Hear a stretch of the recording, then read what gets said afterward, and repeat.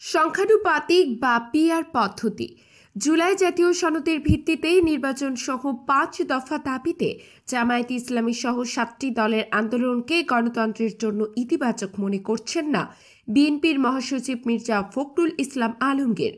তিনি বলেছেন, আলোচনা যখন চলছে তখন রাজপথে নামা মানে অযথা চাপ সৃষ্টি করা।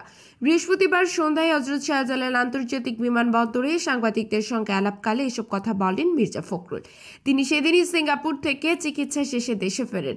মির্জা ফখরুলের ভাষায়, আমার মনে হয় এই ধরনের কর্মসূচির কোনো দরকার ছিল না। আলোচনা এখনো শেষ হয়নি। আলোচনার টেবিলকে গুরুত্ব না দিয়ে হঠাৎ রাজপথে নামা সঠিক সিদ্ধান্ত গ্রহণের জন্য শুভ নয়। তিনি আরও জানান, বিএনপি এখনো পর্যন্ত পিআরের পক্ষে নয়। তার ভাষায়, বাংলাদেশের পিআর পদ্ধতির প্রয়োজন নেই। জুলাই সনদ নিয়ে আলোচনা চলছে, অনেক বিষয়ে আমরা একমত হয়েছি। শেষ পর্যন্ত জনগণের সমর্থনই সবচেয়ে জরুরি, আর সেই সমর্থন আসে সংসদের মাধ্যমেই। জামায়াতের সেক্রেটারি জেনারেলের বক্তব্য, আলোচনার টেবিলে সমাধান না হওয়ায় তারা রাজপথে নেমেছেন। এই প্রসঙ্গে মির্জা ফখরুল সাংবাদিকদের পাল্টা প্রশ্ন জুড়ে দেন, এভাবে রাজপথে নামলেই কি সমাধান হয়ে যাবে? আমরা এখনো পর্যন্ত দেশের সবচেয়ে বড় রাজনৈতিক দল। ৫ই আগস্টের পরিবর্তনের পরও আমরা কোনো দাবিতে রাজপথে নামিনি। আমরা চেষ্টা করছি আলোচনার মাধ্যমেই সব সমস্যার সমাধান করতে। আমার বিশ্বাস, সমাধান আলোচনার মাধ্যমেই হবে।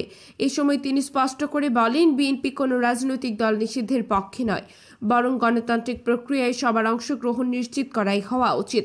রাজনৈতিক বিশ্লেষকরা বলছেন, বিএনপি ও ৭ দলের এই অবস্থান দেশের আসন্ন নির্বাচনী রাজনীতিতে বড় প্রভাব ফেলতে পারে। একদিকে পিআর পদ্ধতি নিয়ে দ্বন্দ্ব, অন্যদিকে আলোচনার টেবিলে সমঝোতার চেষ্টা। সব মিলিয়ে রাজনীতির মাঠ এখন উত্তপ্ত। অনেকে মনে করছেন, এই দ্বন্দ্বের সুরাহা না হলে সামনে আরো বড় রাজনৈতিক অস্থিরতা দেখা দিতে পারে। আতিয়া ফিফা, ডেস্ক নিউজ, সাফা টিভি নিউজ।